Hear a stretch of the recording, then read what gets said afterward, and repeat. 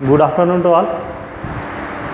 आता आपण नवीन टॉपिक काल सुरू केलेला होता, नवीन चॅप्टर सुरू केलेलं होतं आपण, जे होतं superposition of waves. Superposition of waves म्हणजे काय होतं त्याचं बेसिक पार्टमध्ये थोडाफार आपण वेव्हची इंट्रोडक्शन घेतली आपण. त्यानंतर आपण त्यामध्ये वेव्हचे टाईप्स बघितले, ट्रान्सव्हर्स वेव्ह आणि लॉन्जिट्युडिनल वेव्ह यांची आपण कंपॅरेटिव्ह एक चार्टसुद्धा बनवलेला होता, जो ऑलरेडी 11th झालेला आहे. आता त्यामध्ये काही वेव्हशी रिलेटेड असणारे काही बेसिक कन्सेप्ट आहेत, बेसिक डेफिनेशन आहेत, ज्या झालेल्या आहेत 11th पण परत रिपीट करतो आहे मी. आता वेव्हशी रिलेटेड असणाऱ्या काही बेसिक कन्सेप्टमध्ये सगळ्यात पहिले ॲम्प्लिट्यूड ऑफ वेव्ह. फक्त एक रिपिटेशन करतो आहे मी, हे झालेलं आहे आपलं सगळं, जे मी एने इंडिकेट करतो आहे. ना what is mean by the amplitude of the wave. समजा मी या ठिकाणी एखादी ट्रान्सव्हर्स वेव्ह इंडिकेट केली, ट्रान्सव्हर्स वेव्ह रिप्रेझेंटेशनला सोपी जाते म्हणून आपण जनरली ट्रान्सव्हर्स वेव्ह काढत असतो नेहमी. माझा ही ट्रान्सव्हर्स वेव्ह मी काढली. आता या ट्रान्सव्हर्स वेव्हमध्ये हा क्रेस्ट आहे, हा ट्रफ आहे, हा क्रेस्ट आहे, हा ट्रफ आहे. मग आता यामध्ये अशा पद्धतीनं आपण क्रेस्ट ट्रफ जे आहेत ते लागोपाठ इंडिकेट केलेले आहेत. क्रेस्ट ट्रफ या ठिकाणी आपण लागोपाठ जे आहेत ते इंडिकेट केलेले आहेत. मग यामध्ये हे जे काही डिस्टन्स असतं, मॅक्झिमम डिस्प्लेसमेंट आहे मीन पोझिशनपासून. आता लक्षात घ्याल, ॲम्प्लिट्यूड ऑफ SHM ऑलरेडी झालेलं आहे आपलं. Maximum displacement of the particle from the mean position is called as amplitude of SHM. तसंच ॲम्प्लिट्यूड ऑफ वेव्ह आहे. ॲम्प्लिट्यूड ऑफ वेव्ह जी आहे ती ॲम्प्लिट्यूड ऑफ वेव्ह म्हणजे काय, तर या ठिकाणी ही जी वेव्ह आहे, या वेव्हची ही मीन पोझिशन आहे किंवा इक्विलिब्रियम पोझिशन आहे. या इक्विलिब्रियम पोझिशनपासून पार्टिकल जास्तीत जास्त अंतर वर किती जातो आणि जास्तीत जास्त अंतर खाली किती येतो, याला म्हणतात ॲम्प्लिट्यूड. याला म्हणतात amplitude of wave. The maximum displacement of particle of medium from the equilibrium position during the propagation of wave.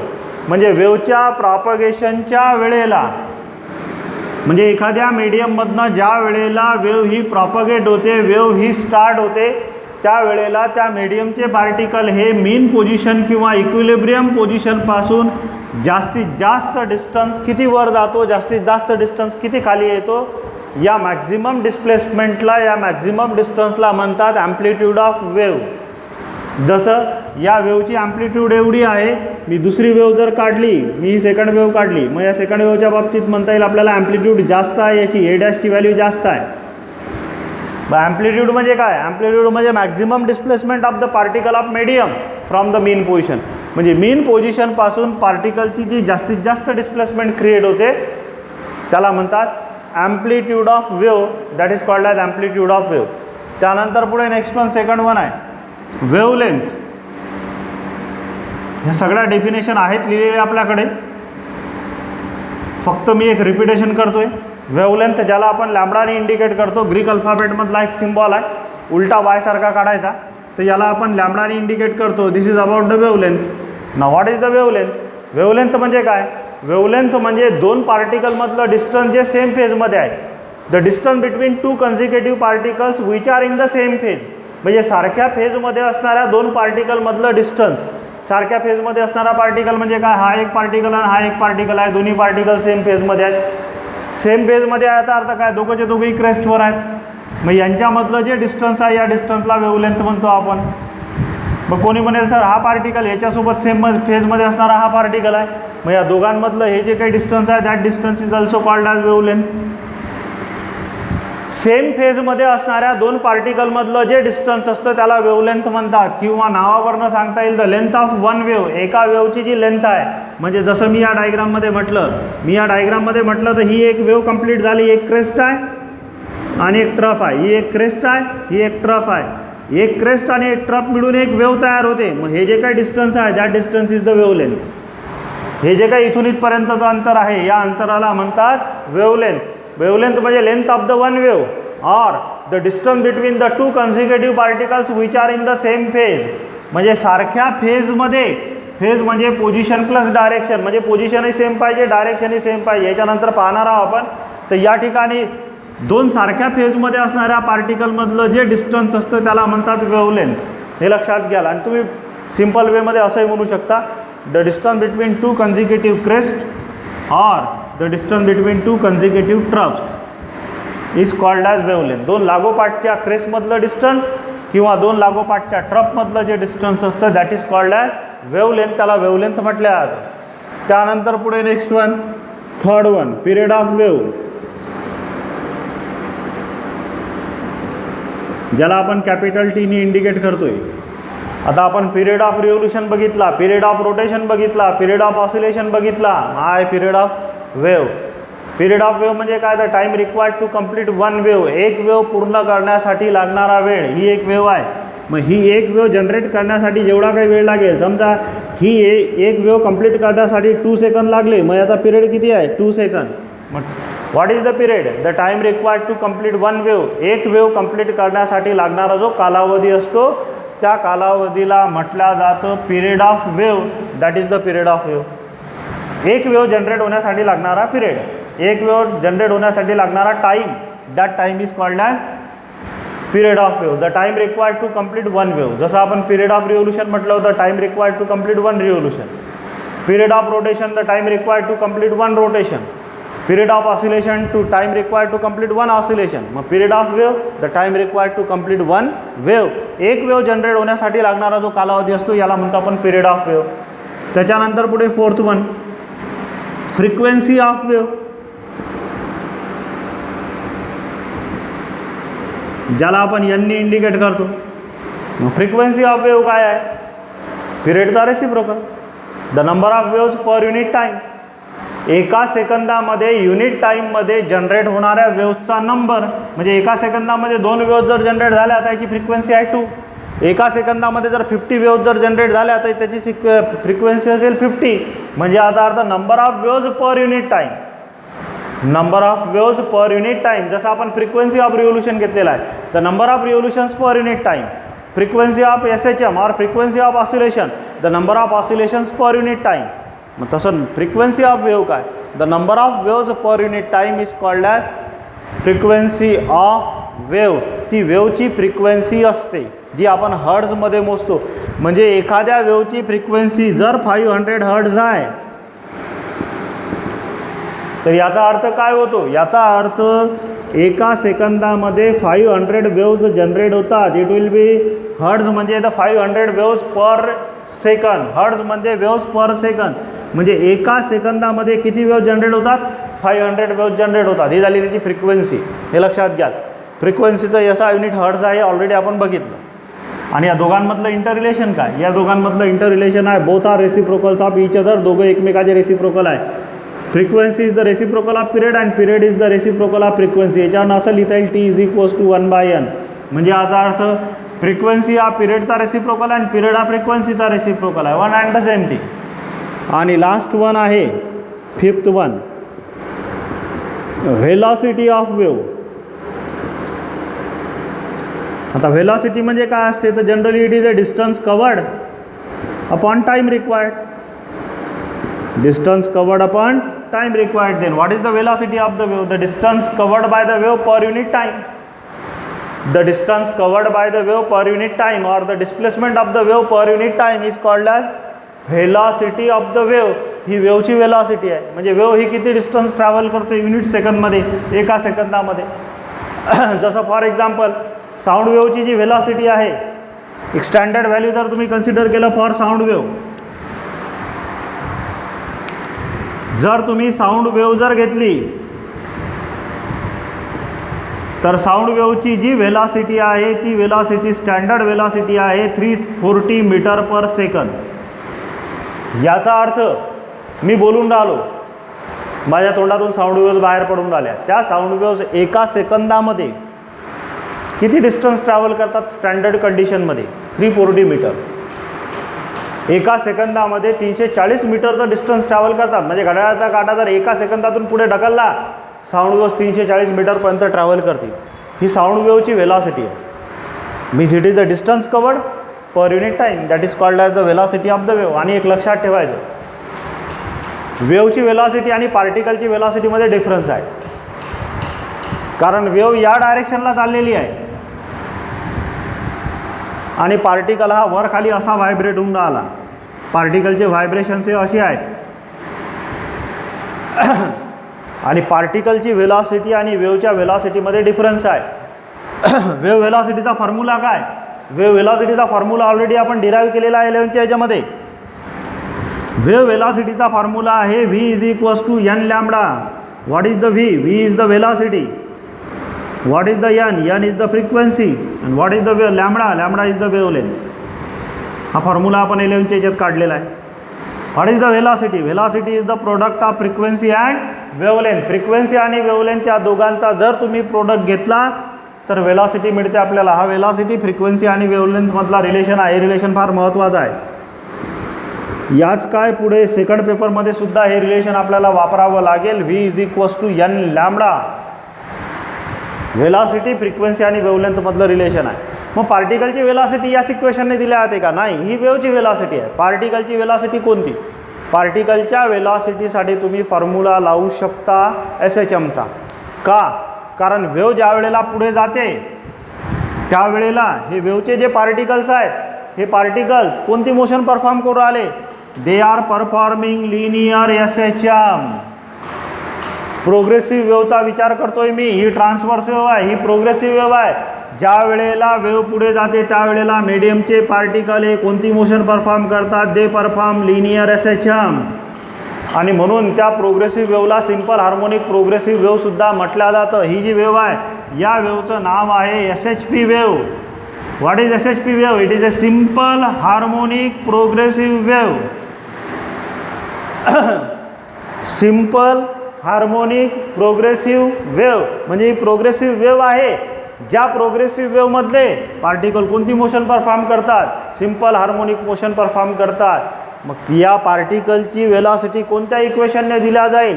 पार्टिकलची G velocity आहे ती वेलॉसिटी दिल्या जाईल omega into √a² minus x². या फॉर्म्युल्याने दिल्या जाईल. हा फॉर्म्युला आला कुठून? हा फॉर्म्युला आला SHMमधनं. मागचं जे चॅप्टर होतं ऑसिलेशन, त्या ऑसिलेशनमध्ये आपण हा फॉर्म्युला घेतलेला आहे. म्हणून हे चॅप्टर मी मधातले 2 चॅप्टर सोडून दिले. मी हे चॅप्टर का कंटिन्यू करतोय? कारण हे इंटरकनेक्टेड आहेत. फर्स्ट रोटेशनल डायनॅमिक्समधले काही फॉर्म्युले इथं वापरायचं काम पडून आपल्याला. जसं ओमेगा हा कन्सेप्ट आहे, angular velocity, angular acceleration, torque यांचं काम आपल्याला पडतं. म्हणून आपण ऑसिलेशन त्यानंतर घेतलं. आता ऑसिलेशन आपण डायरेक्ट ऑसिलेशन नंतर आपण या चॅप्टरमध्ये का आलो? म्हणजे आपण सुपरपोजिशन ऑफ वेव्हजमध्ये का आलो? कारण सुपरपोजिशन ऑफ वेव्हमध्ये हा SHMशी कनेक्टेड आहे. सुपरपोजिशन ऑफ वेव्हमध्ये किंवा वेव्हमधले पार्टिकल हे SHM परफॉर्म करतात. मग SHMचे फॉर्म्युले इथं अप्लाय होते. The velocity of the particle of medium during the propagation of wave. म्हणजे वेव्हच्या प्रॉपगेशनच्या वेळेला, वेव्हच्या ट्रॅव्हलिंगच्या वेळेला मीडियमचे पार्टिकल हे SHM परफॉर्म करतात. म्हणून त्याच्या व्हेलॉसिटीचा फॉर्म्युला कोणता? Vp is equals two plus minus omega into √a² minus x². दोन्ही वेलॉसिटी डिफरंट आहे. ही वेलॉसिटी वेव्हची आहे आणि ही वेलॉसिटी पार्टिकलची आहे. म्हणून मी इथं P लावलेला आहे. Vp equals two plus minus omega into √a² minus x². This is the velocity of particle. मग माझा प्रश्न असा आहे की वेलॉसिटी मॅक्झिमम कुठं असेल, मिनिमम कुठं असेल? तर SHMमध्ये ऑलरेडी पाहिला आपण. SHMमध्ये पार्टिकलची वेलॉसिटी ही मॅक्झिमम असते मीन पोझिशनला. म्हणजे इथं सगळ्यात जास्त वेलॉसिटी असेल. किती असेल मॅक्झिमम वेलॉसिटी त्याची? ती वेलॉसिटी असेल a ओमेगा. आणि मिनिमम वेलॉसिटी कुठं असेल? मिनिमम वेलॉसिटी एक्स्ट्रीम पोझिशनला असते. ही त्याची एक्स्ट्रीम पोझिशन आहे. असा फिरून राहिला पार्टिकल. ही मीन पोझिशन आहे, ही एक एक्स्ट्रीम आहे आणि ही एक एक्स्ट्रीम पोझिशन आहे. एक्स्ट्रीम पोझिशनला वेलॉसिटी मिनिमम असते. किती असते? 0. हा पार्टिकल मीन पोझिशनपासून वर जाईल, इथं आला की थांबला, थोडा वेळ म्हणजे वेलॉसिटी 0. खाली येताना स्पीड वाढत जाईल. सगळ्यात जास्त स्पीड मीन पोझिशनला, खाली येताना स्पीड कमी होईल. इथून थांबला म्हणजे स्पीड परत 0 झाली. स्पीड 0 होते 2 पोझिशनला आणि मधातल्या पोझिशनला काय असते? मॅक्झिमम. या पद्धतीने म्हणजे मधातल्या पोझिशनला स्पीड मॅक्झिमम असते आणि वरच्या आणि खालच्या 2 पोझिशनला म्हणजे एक्स्ट्रीम पोझिशनला वेलॉसिटी किती असते? 0 असते. तर हे काही पॉईंट्स यामध्ये लक्षात ठेवाल जे आपल्याला पुढे उपयुक्त ठरतील. मग हे कन्सेप्ट जे आहेत हे कन्सेप्ट आवश्यक आहेत आपल्याला. Amplitude of wave, wavelength of wave, period of wave, frequency of wave and velocity of wave. त्याच्यानंतर आपण पार्टिकल वेलॉसिटी, मीडियममधले जे पार्टिकल आहे त्या पार्टिकलची वेलॉसिटीसुद्धा आपण कॅल्क्युलेट केली किंवा त्याचा फॉर्म्युला सांगितला. हे रिलेशन आपण इंटर रिलेशन आपण ऑलरेडी 11th काढलेलं आहे. v is equals to n lambda. हे रिलेशन आपण डिराईव्ह केलेलं आहे. आता पुढे नेक्स्ट पार्ट.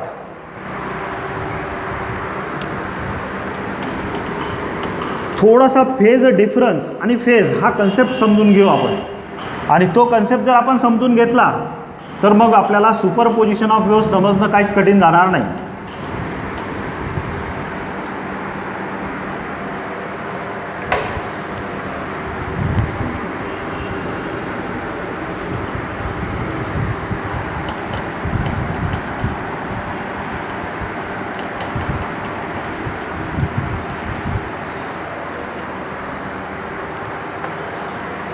मग आता यामध्ये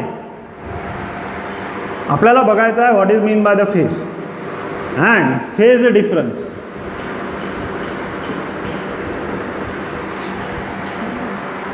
आता फेज म्हणजे काय होतो, ऑलरेडी मागच्या टॉपिकमध्ये आपण बघितला. फेज म्हणजे दोन गोष्टी आहेत फेजमध्ये. एक सर्वात पहिले आहे त्या पार्टिकलची पोझिशन काय आहे आणि त्याची डायरेक्शन काय आहे.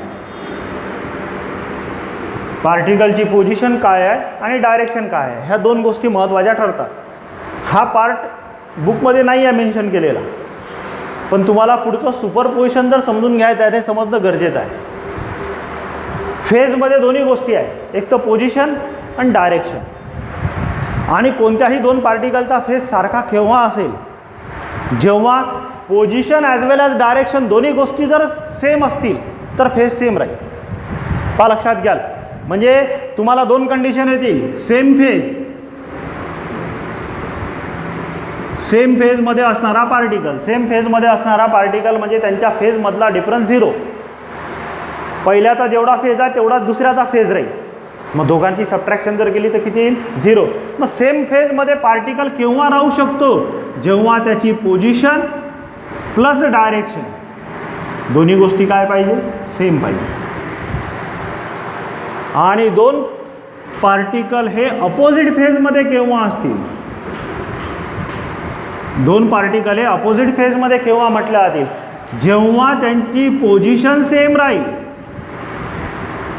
बट डायरेक्शन जी आहे ती डायरेक्शन डिफरंट असेल. डिफरंट म्हटल्यापेक्षा अपोजिट असेल.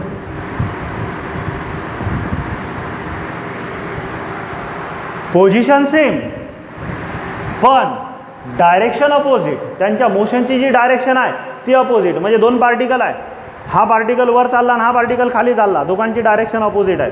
म्हणजे हे पार्टिकल असे व्हायब्रेट होतील. म्हणजे दोघं सारख्या फेजमध्ये नाहीत, कारण एक जर वर चालला तर दुसरा खाली येऊन राहिला. ज्या वेळेला हा पहिला खाली येतो त्यावेळेला दुसरा वर जातो. म्हणजे दोघं नेहमी एकमेकाच्या अपोजिट राहतात. मग हे पार्टिकल अपोजिट फेजमध्ये आहे किंवा त्याला आउट ऑफ फेज सुद्धा म्हटले जातं. This condition is also called as out of phase. एकदम फेजच्या बाहेर आहे. ह्या दोन कंडिशन लक्षात ठेवाल, सेम फेज, अपोजिट फेज.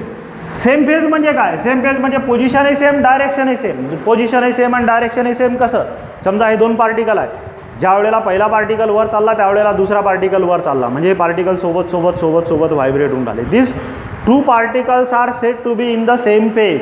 म्हणजे हा पार्टिकल आणि हा पार्टिकल हे दोन पार्टिकल आहेत, हे दोन्ही पार्टिकल सोबत हे मीन पोझिशन आहे, सोबत एक्स्ट्रीमला गेले, पॉझिटिव्ह एक्स्ट्रीमला गेले, सोबत मीनला आले, सोबत निगेटिव्ह एक्स्ट्रीमला गेले, परत सोबत पॉझिटिव्हला गेले, परत सोबत निगेटिव्हला गेले.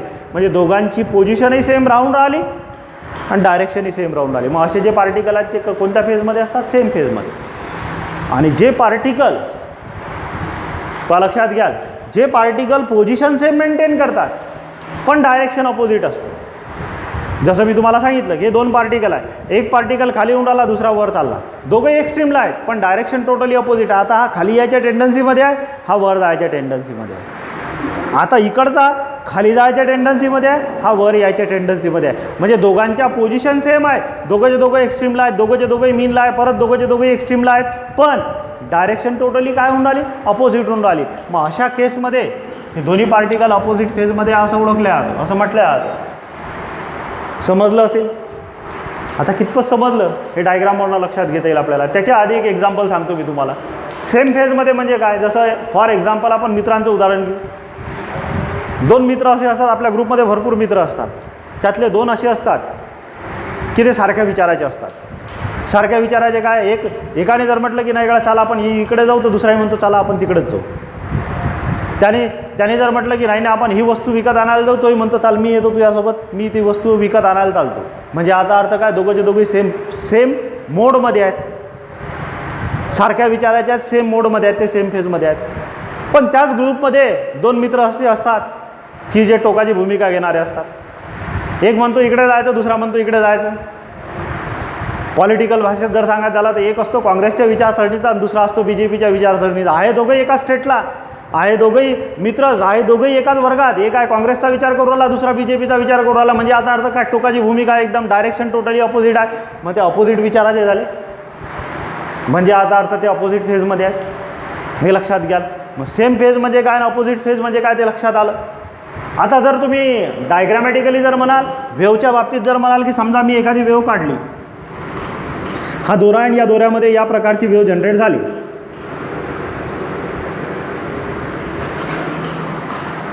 या दोऱ्यामध्ये या प्रकारची वेव्ह जनरेट झाली असं आपण कन्सिडर केलं की this is the wave which is created in this string. या स्ट्रिंगमध्ये तयार झालेली ही वेव्ह आहे.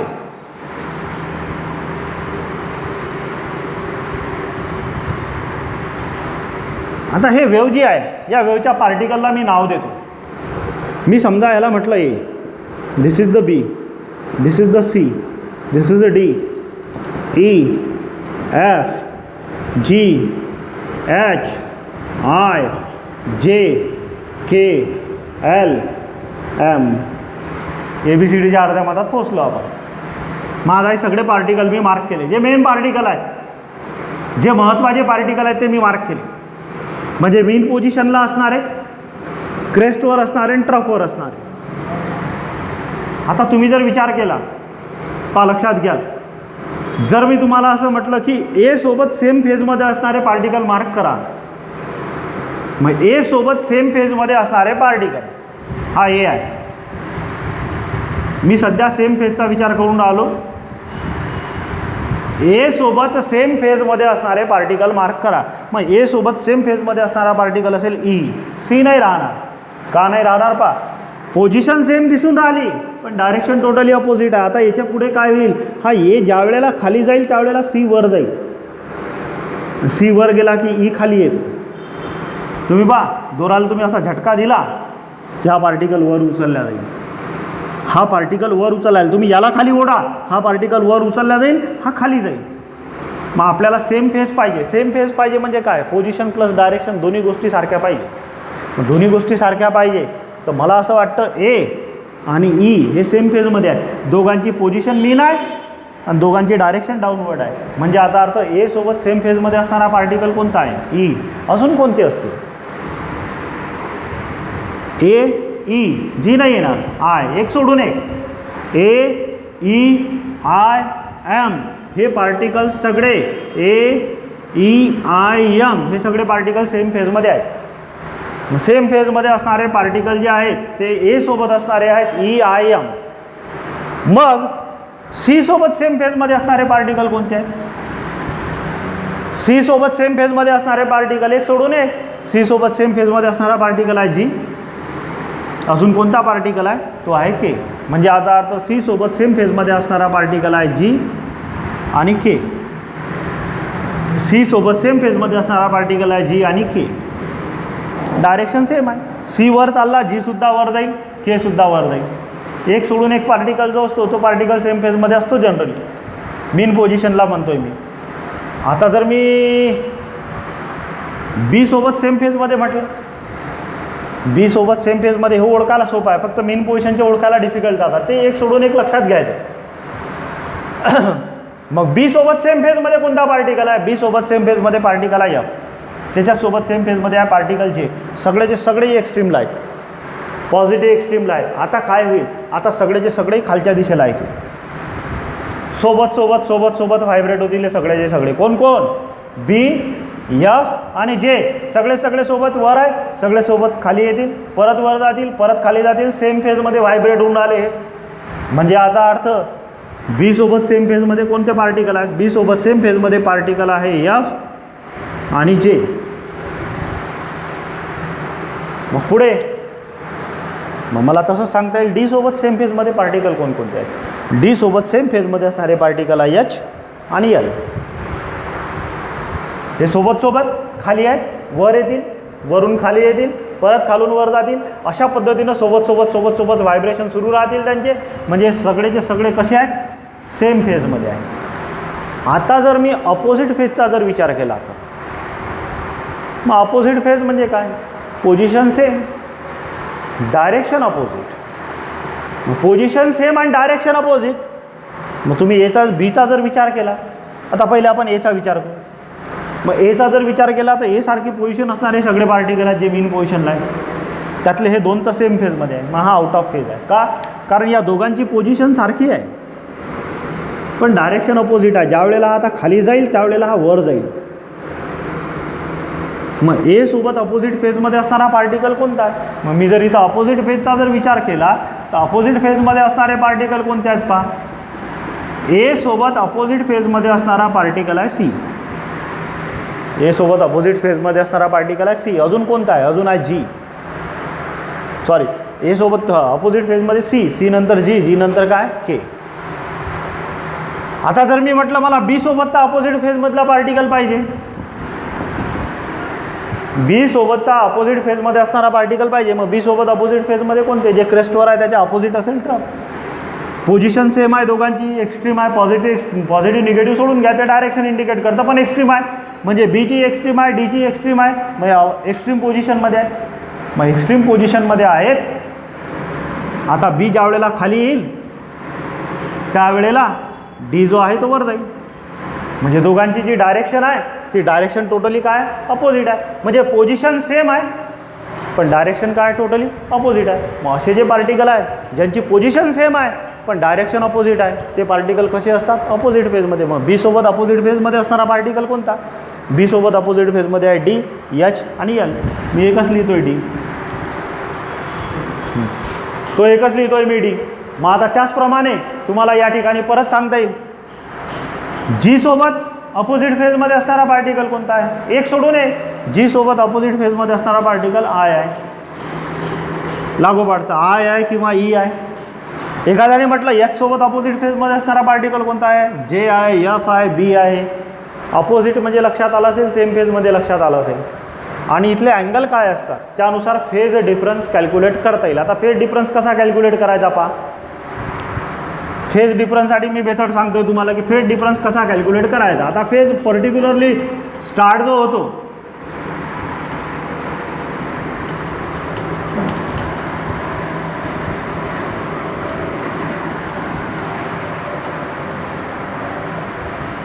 फेज बघितला आपण काय आहे. आता पाहिजे आपल्याला फेज डिफरन्स.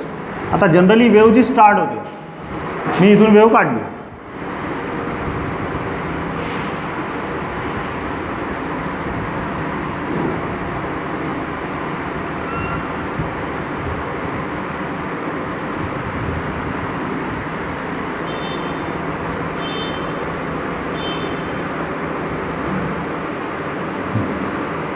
आता तुम्ही जर इथं बघितलं तर इथं अँगल येतो 0.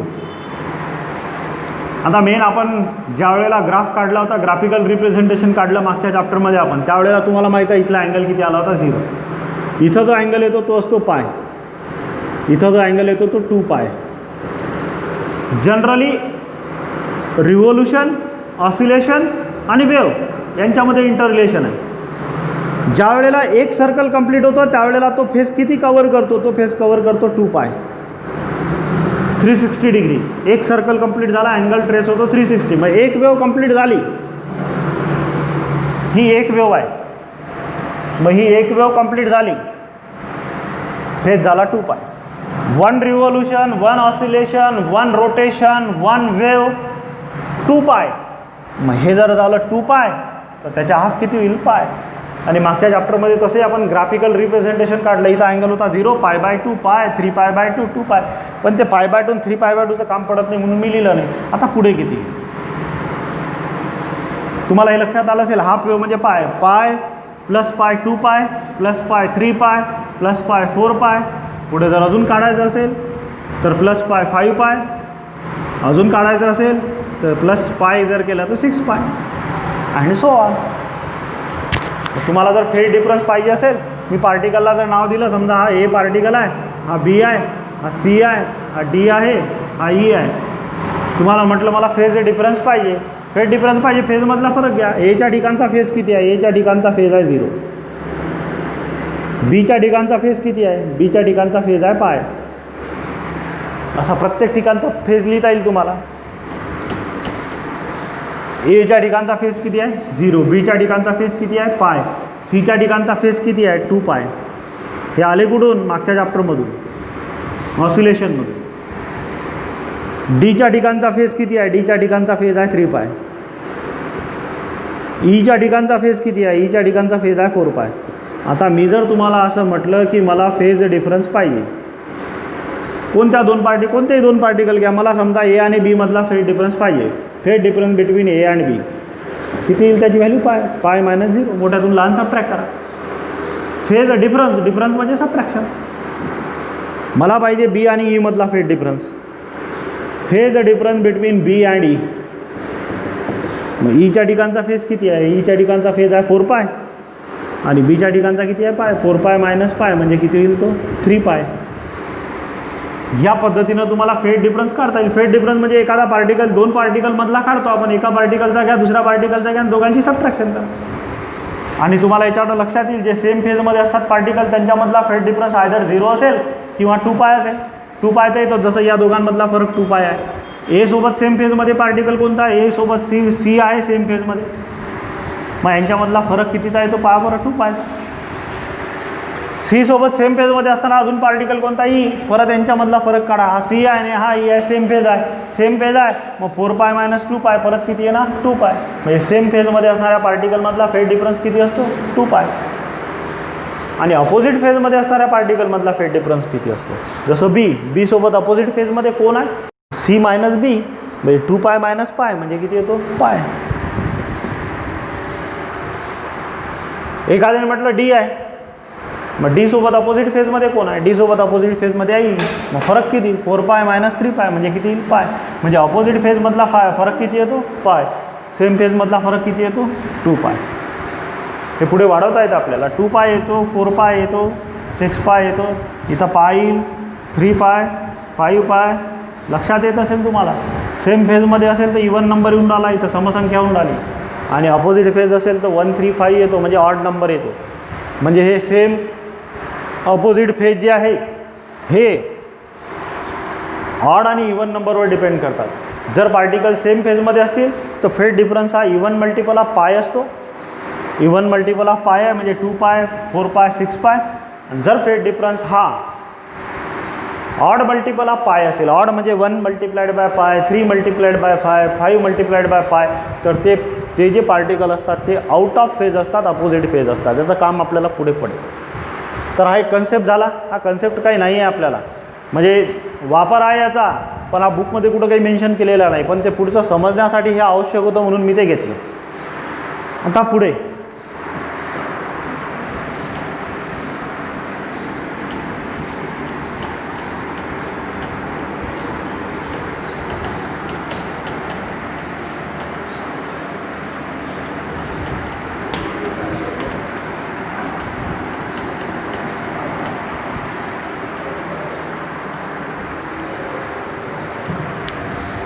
पुढचा जो टॉपिक आहे तो आहे principle of superposition of wave, जे आपल्या चॅप्टरचं नाव आहे. आता ॲक्च्युली सुपरपोजिशन ऑफ वेव्ह म्हणजे काय होतं ते समजून घेऊ आपण. सुपरपोजिशन ऑफ वेव्हज, जेव्हा 2 किंवा 2पेक्षा जास्त वेव्ह एकाच पॉईंटच्या ठिकाणी एकत्र येतात तेव्हा जी नवीन वेव्ह तयार होते ते एक्सप्लेन करणारी ही प्रोसेस आहे. म्हणजे समजा हा एक एअरचा पार्टिकल आहे. इकडून हवेमधून एक वेव्ह आली, इकडून हवेमधून एक वेव्ह आली, इकडून हवेमधून एक वेव्ह आली. मग बिचारा या पार्टिकलचं काय होईल? कारण त्याच्याकडे अप्रोच होणाऱ्या 3 वेव्हज आहेत. जर एक वेव्ह आली असती तर काय झालं असतं पहा. इकडून हवेची एखादी लाट आली तर काय होईल? हा पार्टिकल त्या लाटेसोबत व्हायब्रेट होईल. त्या लाटेसोबत तो वर खाली व्हायब्रेट होईल. म्हणजे याच्यानुसार, या वेव्हनुसार याची मोशन होईल. पण आता इथं प्रॉब्लेम काय आहे? इथं प्रॉब्लेम आहे 2पेक्षा जास्त वेव्हज, 1पेक्षा जास्त वेव्हज तिथं येऊन पोहोचल्या. When 2 or more waves are reaching at a point, म्हणजे एकाच पॉईंटच्या ठिकाणी, हा एकच पॉईंट आहे त्या ठिकाणी मोर दॅन 1 वेव्ह झालेल्या, 2 or मोर दॅन 2 वेव्स आल्या. मग बिचारा हा पार्टिकल काय करेल, बिचाराच म्हणावं लागेल, कारण त्याला तिन्ही वेव्ज उडवायचा प्रयत्न करतील, त्याला तिन्ही वेव्ज व्हायब्रेट करायचा प्रयत्न करतील. मग हा जाईल कुठं, ज्याचं काय होईल ते एक्सप्लेन करणारा एक प्रिन्सिपल आहे, ज्या प्रिन्सिपलला म्हटलं जातं principle of superposition of waves. मग सुपरपोजिशन ऑफ वेव्ज म्हणजे काय, सुपरपोजिशन ऑफ वेव्ज म्हणजे मिक्सिंग ऑफ वेव्ज. दोन किंवा दोनपेक्षा जास्त वेव्ह एकत्र येणं, मिक्स होणं, कंपोज होणं, इंटरफिअर होणं, भरपूर वर्ड सांगितले तुम्हाला. मिक्स होणं म्हणजे एकत्र येणं, इंटरफिअर होणं किंवा सुपरपोज होणं. सुपर इम्पोज सुद्धा म्हटलं जातं त्याला. एकत्र आलेल्या आहेत, त्या मिक्स झाल्या, सुपर इम्पोजिशन झालेलं आहे त्यांचं, किंवा त्यांचं इंटरफिअरन्स झालेलं आहे, एकत्र आलेल्या आहेत त्या वेव्स. मग एकत्र आल्यानंतर काय होईल ते एक्सप्लेन करणारा जे प्रिन्सिपल आहे त्याला म्हणतात principle of superposition of waves. मग यामधला टॉपिक काय आपला, यातला महत्त्वाचा टॉपिक आहे principle of superposition of waves.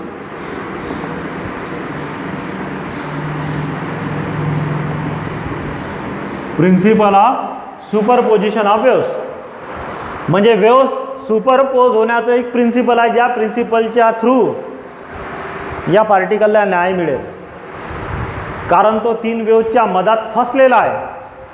मग त्याचं काय होईल ते एक्सप्लेन करणारा प्रिन्सिपल, याला principle of superposition of waves म्हटलं जातं. काय आहे त्याचं स्टेटमेंट ते लिहितोय मी आता. When 2 or more waves reaches at a point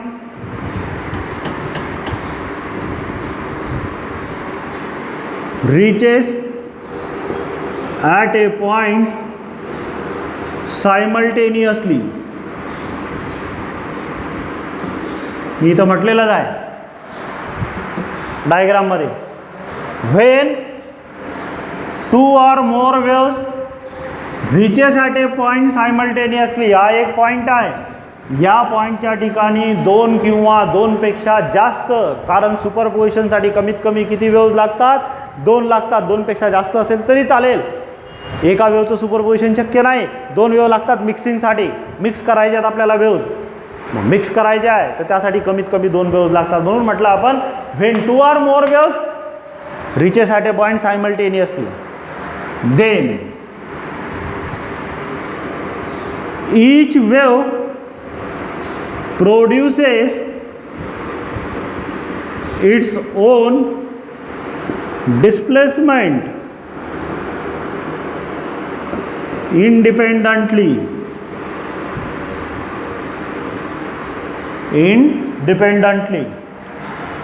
म्हणजे प्रत्येक वेव्ह प्रोड्यूस करते, तयार करते. काय तयार करते, स्वतःची डिस्प्लेसमेंट. एक दुसऱ्यावर अवलंबून न राहता, एक दुसऱ्याला न घाबरता. म्हणजे पहिली वेव्ह आली मग दुसरी वेव्ह त्याला घाबरेल, काहीच घेणं देणं नाही. दुसऱ्या वेव्हचा तिसऱ्या वेव्हवर इम्पॅक्ट होईल, इम्पॅक्ट होणार नाही. प्रत्येक वेव्ह स्वतःची डिस्प्लेसमेंट जनरेट करेल. जसं समजा मी म्हटलं तुम्हाला की हा पॉईंट आहे, या पॉईंटच्या ठिकाणी पहिली वेव्ह आली, पहिल्या वेव्हनी डिस्प्लेसमेंट घडून आणली याची, याला पहिल्या वेव्हनी पुढे सरकवलं y1 एवढा डिस्प्लेसमेंटमधून. दुसऱ्या वेव्ह अजून आलेल्या नाही, दुसऱ्या वेव्ह नाहीतच. समजा एकच वेव्ह आहे, ही फर्स्ट वेव्ह आहे, त्याने डिस्प्लेसमेंट किती जनरेट, तो किती डिस्प्लेसमेंट जनरेट करू शकतो, y1. आता y का घेतलं, कारण आपण पार्टिकल जो व्हायब्रेट होतो तो व्हर्टिकल डायरेक्शनला, वेव्ह एक्स ॲक्सिसवर जाते, पार्टिकल वाय ॲक्सिसवर व्हायब्रेट होतो, म्हणून डिस्प्लेसमेंट वाय ॲक्सिसवर घेतो आपण. मग समजा इकडे दुसरी वेव्ह आहे, ही दुसरी वेव्ह इकडून आली, पहिली वेव्ह नाही असं कन्सिडर करा. मग दुसऱ्या वेव्हनी जनरेट केलेली डिस्प्लेसमेंट आहे y2. दुसरी वेव्ह याला व्हायब्रेट करेल, ती डिस्प्लेसमेंट जनरेट करेल y2. हे स्वतंत्र आहे, स्वतंत्र आलेली आहे. पहिली वेव्ह आली, जर समजा दुसरी तिसरी नसती, पहिल्या वेव्हनी डिस्प्लेसमेंट किती जनरेट केली असती, y1. जर समजा पहिली तिसरी वेव्ह नाही आहे, दुसरीच वेव्ह आहे, मग त्याने किती जनरेट केली, y2. समजा इथं तिसरी वेव्ह आली या पार्टिकलच्या ठिकाणी, मग तिसऱ्या वेव्हनी याची डिस्प्लेसमेंट किती जनरेट केली, y3. मग जर तिन्ही एकत्र आल्या तर काय होईल, म्हणजे तिन्ही जर एकत्र आल्या तर त्या स्वतःच्या डिस्प्लेसमेंट जनरेट करतीलच. म्हणजे पहिली वेव्ह डिस्प्लेसमेंट तयार करेल y1, दुसरी वेव्ह डिस्प्लेसमेंट तयार करेल y2, तिसरी वेव्ह डिस्प्लेसमेंट जनरेट करेल y3. मग त्या पार्टिकलवर त्याचा इम्पॅक्ट काय होईल? पार्टिकलची रिझल्टंट डिस्प्लेसमेंट काय असेल? तर resultant displacement is always the vector sum. कारण डिस्प्लेसमेंट ही कोणती क्वांटिटी आहे? Vector quantity. मग या पार्टिकलची रिझल्टंट डिस्प्लेसमेंट काय? ती म्हणजे या सगळ्या डिस्प्लेसमेंटची काय असेल? व्हेक्टर सम. म्हणजे होतं काय की जेव्हा या पॉईंटच्या ठिकाणी दोन किंवा दोनपेक्षा जास्त वेव्ह एकाच वेळेला येऊन पोहोचतात, when 2 or more waves reaches at a point simultaneously म्हणजे एकाच वेळेला एकाच पॉईंटच्या ठिकाणी दोन किंवा दोनपेक्षा जास्त वेव्ह जर येऊन पोहोचत असतील तर प्रत्येक wave each wave produces its own displacement. प्रत्येक वेव्ह स्वतःची डिस्प्लेसमेंट जनरेट करते इंडिपेंडंटली, एक दुसऱ्यावर अवलंबून न राहता. म्हणजे असं होणार नाही की ह्या दोन वेव्ह आल्या म्हणून पहिल्याची डिस्प्लेसमेंट y1 कमी होईल किंवा पहिल्या दुसऱ्या वेव्हमुळे तिसऱ्याची डिस्प्लेसमेंट कमी होईल, असं होणार नाही. प्रत्येक वेव्ह स्वतःची ओन डिस्प्लेसमेंट जनरेट करेल इंडिपेंडंटली. पुढच्या पार्टमध्ये मग या बिचारा पार्टिकलचं काय होईल? या पार्टिकलचं सरळ आहे. या पार्टिकलची रिझल्टंट डिस्प्लेसमेंट म्हणजे या सगळ्या डिस्प्लेसमेंटची व्हेक्टर सम असेल. मग काय म्हणता येईल याला? पुढे सेंटेन्स जोडता येईल आपल्याला. The resultant displacement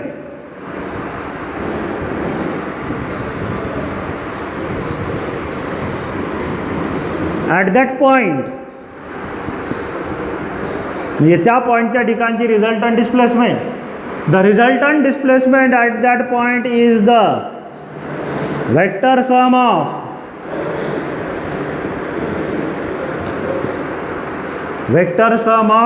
all the displacements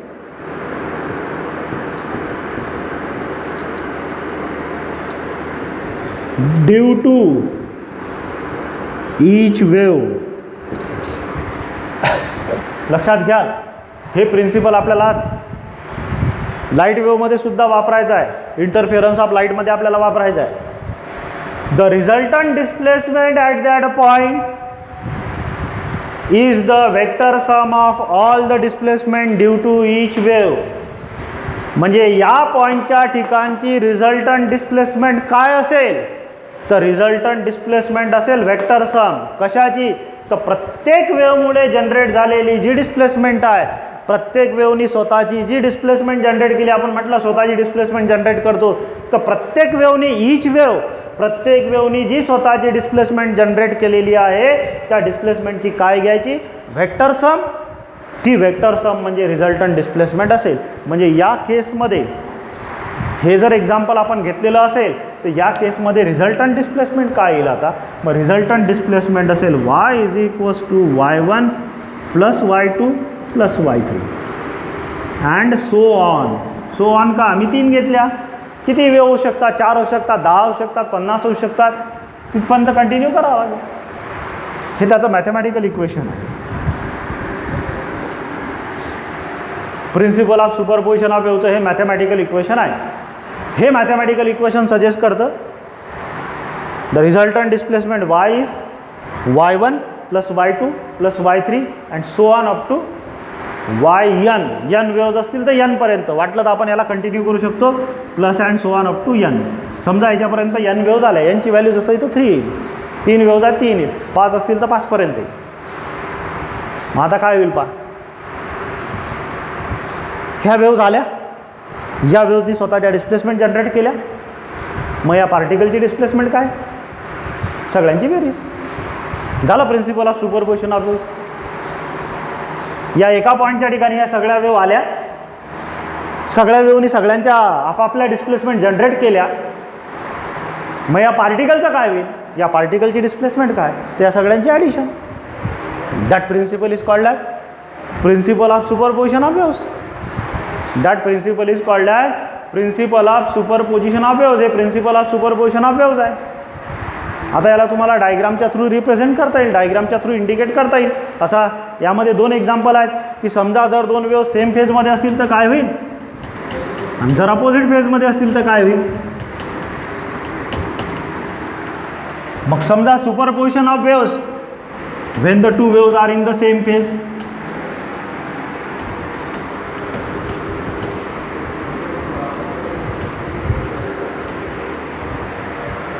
superposition of waves number 1 in same phase. दोन वेव्सचं सेम फेजमधलं सुपरपोजिशन, म्हणजे दोन वेव्स आल्या ज्या सेम फेजमध्ये आणि त्यांचं सुपरपोजिशन झालं. मग त्यांचं जर सुपरपोजिशन झालं तर मग रिझल्टंट डिस्प्लेसमेंट काय होईल त्याच्या एक्सप्लेनेशनसाठी आपण एक एक्झाम्पल घेतो. मग समजा मी इथं डायग्राम काढतो. एक वेव्ह इकडून येते, एक वेव्ह इकडून येते. एक त्यांची लाईन ऑफ ॲक्शन घेतोय मी की ज्या लाईनवर ते ट्रॅव्हल करून राहिले. इकडून एक वेव्ह येते आणि मी पूर्ण वेव्ह न इंडिकेट करता मी फक्त त्याचा सिंगल पार्ट एक्सप्लेन करतो, कारण ते डिफिकल्ट जाईल. समजा इकडून क्रेस्ट आली आणि इकडूनही क्रेस्ट आली. ह्या दोन्ही वेव्स कशा आहेत? सेम फेजमध्ये. Both waves are in the same phase. He wave इकडे ट्रॅव्हल करते, ही सुद्धा वेव्ह इकडे ट्रॅव्हल करते. अपोजिट डायरेक्शनला ट्रॅव्हल करणाऱ्या वेव्स आहेत, पण दोन्ही वेव्स सेम फेजमध्ये आहे, कारण ज्या ठिकाणी पहिल्याची क्रेस्ट आहे दुसऱ्याची क्रेस्टच आहे. मग ह्या दोन्ही वेव्स ज्या वेळेला एकत्र येतील, इथं या पोझिशनला ज्या वेळेला ते एकत्र येतील, ही वेव्ह या डायरेक्शनला ट्रॅव्हल करते, ही वेव्ह या डायरेक्शनला ट्रॅव्हल करते. दोन्ही वेव्ह पुढे पुढे पुढे जातील. एक क्रेस्ट आला, एकच क्रेस्ट आला. मी समजा एक दोरा घेतला लांब असा दोरा घेतला आणि त्या दोऱ्याचं एक टोक मी पकडलं आणि एक टोक माझ्या मित्राने पकडलं आणि मी म्हटलं त्याला फक्त एक झटका दे असा. मी एक झटका दिला, इकडून क्रेस्ट निघाली. त्याने तिकडून तसा सेम झटका दिला, तेवढ्याच फोर्समध्ये तिकडून त्याची वेव्ह निघाली. मग दोन्ही वेव्ह ज्या वेळेला एकत्र येतील, इकडून क्रेस्ट निघाली आणि तिकडून क्रेस्ट निघाली. ह्या क्रेस्ट ज्या वेळेला इन्सिडंट होतील त्यावेळेला काय होईल?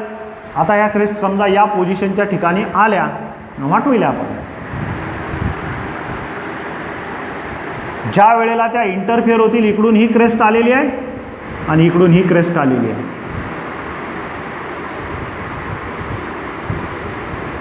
ह्या दोन्ही क्रेस्ट ज्या वेळेला सुपरपोज होतील त्यावेळेला काय होईल?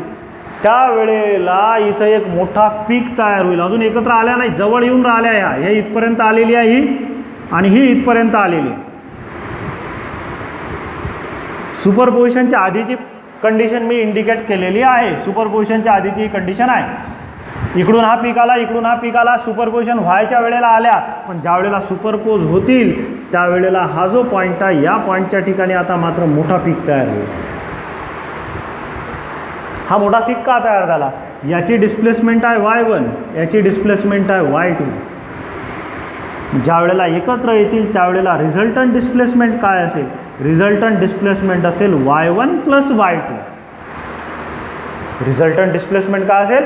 y1 plus y2. म्हणजे जर समजा याची ॲम्प्लिट्यूड 3 सेंटीमीटर आणि याची ॲम्प्लिट्यूड 3 सेंटीमीटर आहे, ज्या वेळेला ह्या दोन्ही वेव्स एकत्र येतील, सुपरपोजिशन होईल, त्यावेळेला याची ॲम्प्लिट्यूड किती असेल? 6 मीटर. 3 metre, 3 metre, 6 metre. समुद्रामध्ये लाटांचं हेच आहे. एक लाट इकडून आली, दुसरी लाट इकडून आली. एक 6 मीटरची उंच आहे आणि एक 6 मीटरची उंच आहे. दोन्ही जर एकत्र आल्या तर 12 मीटरची लाट तयार होते उंच, कारण सेम फेजमध्ये आहेत. मग जर सेम फेजमध्ये असणाऱ्या वेव्ह जर सुपरपोज झाल्या तर रिझल्टंट डिस्प्लेसमेंट काय असते? रिझल्टंट डिस्प्लेसमेंट असते दोघांची ॲडिशन. का? कारण दोघांची डायरेक्शन सेम आहे. साधा आहे. ही वेव्ह या पार्टिकलला 3 सेंटीमीटरमधून वर उचलते आणि ही वेव्ह या पार्टिकलला 3 सेंटीमीटरमधून वर उचलते. मग दोन्ही जर एकत्र आल्या तर दोघीचे दोघेही वर उचलतील. 3 याच्यामुळे आणि 3 याच्यामुळे, म्हणजे टोटल किती होणार ते? 6. म्हणजे 3 सेंटीमीटर एकामुळे आणि 3 सेंटीमीटर दुसऱ्यामुळे, म्हणजे टोटल किती होणार ते? 6, कारण डायरेक्शन सेम आहे. पण हेच जर तुम्ही आता अपोजिट फेजमध्ये जर घेतलं तर case number 2, when the two waves are in opposite phase. आता अपोजिट फेज काय? याच डायग्राममध्ये मी थोडंसं मॉडिफिकेशन करतो. आता अपोजिट फेज म्हणजे काय? अपोजिट फेज म्हणजे विरुद्ध दिशेला येणारी, ऑपोजिट डायरेक्शनला असणारी. म्हणजे एकाची क्रेस्ट आहे तर दुसऱ्याची ट्रफ आहे. मी एक दोऱ्याचं एक टोक पकडलं, माझ्या मित्राने एक पकडलं. मी म्हटलं की मी वर हलवतो, तू खाली नाही. दोऱ्याला खाली झटका मारता येतो, वरही झटका मारता येतो. मी वर मारला आणि त्याने खाली मारला. मी ज्या वेळेला वर मारेल त्यावेळेला इथून क्रेस्ट तयार होईल, तो ज्या वेळेला तो खाली शिफ्ट करेल त्यावेळेला ट्रफ तयार होईल. ज्या वेळेला हे एक दुसऱ्याला अप्रोच होतील त्यावेळेची कंडिशन काय होईल पहा. अप्रोचिंगची कंडिशन या पोझिशनला इकडून येईल क्रेस्ट, ही इकडून क्रेस्ट आली आणि इकडून काय येईल, इकडून येईल ट्रफ.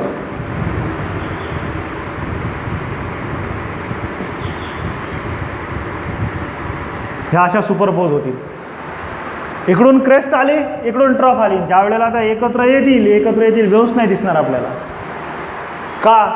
कारण वरची क्रेस्ट आणि खालची ट्रफ हे एक दुसऱ्याला कॅन्सल करून टाकतील. वरची क्रेस्ट आणि खालची ट्रफ जी आहे ती एक दुसऱ्याला काय करतील, कॅन्सल करतील. याची वर डिस्प्लेसमेंट आहे y1, याची खाली डिस्प्लेसमेंट आहे y2. मग रिझल्टंट डिस्प्लेसमेंट काय असेल, याची y1 आहे, याची y2 आहे खाली. मग रिझल्टंट डिस्प्लेसमेंट काय असेल, it will be y1 minus y2. जर y1 आणि y2 जर सारखे असतील, समजा याची डिस्प्लेसमेंट आहे 3 सेंटीमीटर आणि याची डिस्प्लेसमेंट आहे 3 सेंटीमीटर, 3 मायनस 3 काय होईल, 0. एक पार्टिकल आहे, एका पार्टिकलला एक जण वर ओढून राहिला आणि दुसरा खाली ओढून राहिला, हा पार्टिकल जाग्यावरच राहणार आहे. घरात एखादा टेबल पडले, आपण बरेच वेळा एखाद्या वस्तूसाठी भांडण करतो. एक वस्तू आहे, त्याचं एक टोक आपण पकडतो, दुसरं टोक आपला भाऊ पकडतो किंवा बहीण पकडते आणि ओढायचा प्रयत्न करतो एकमेकाकडे. ती वस्तू तुटेपर्यंत आपण सोडत नाही. पण समजा ती वस्तू अनब्रेकेबल असेल आणि दोघांची ताकद जर सारखी असेल तर वस्तू जाग्यावरच राहते. का? कारण दोन्हीकडून सारखा फोर्स लागून राहिला. जेवढ्या डिस्टन्सनी ही पहिली वेव वर उचलायचा प्रयत्न करते तेवढ्या डिस्टन्सनी खालची वेव त्याला खाली ओढायचा प्रयत्न करेल. त्यामुळे इफेक्टिव्ह काय होईल, कॅन्सल होऊन जाईल. म्हणजे दोरा या पार्टमध्ये सरळच दिसेल तुम्हाला. ॲक्च्युली हे दोन्ही पीक जे आहेत, हा वरचा पीक आणि हा खालचा पीक, दोघे एकमेकाला काय करतील, कॅन्सल करतील. कॅन्सल का? कारण सबट्रॅक्शन आहे. आणि ह्या प्रकारचं जे सुपरपोजिशन आहे, हे सुपरपोजिशन कोणत्या वेवमध्ये होतं, ज्या वेव्स कोणत्या फेजमध्ये असतात, अपोजिट फेजमध्ये असतात. आणि ज्या वेव्स सेम फेजमध्ये असतात ते पीक मॅक्झिमम क्रिएट करतात, जिथं अपोजिट फेजमध्ये असतात ते पीक डिस्ट्रॉय करायचं काम करतात. तर this is about the superposition of waves आणि principle of superposition of waves. यामध्ये काहीच नाही, तुम्हाला फक्त principle of superposition of waves learn करायचं आहे. ठीक आहे. आता याचा पुढचा पार्ट आहे रिझल्टंट ॲम्प्लिट्यूड काय होते. प्रिन्सिपल ऑफ सुपरपोजिशन ऑफ वेव्हचा वापर जर केला तर रिझल्टंट ॲम्प्लिट्यूड काय होते, इंटेन्सिटी काय होते, त्यासाठी आपल्याला एक्सप्रेशन काढायचं आहे. ते आपण नेक्स्ट पिरियडला घेऊ. थँक्यू.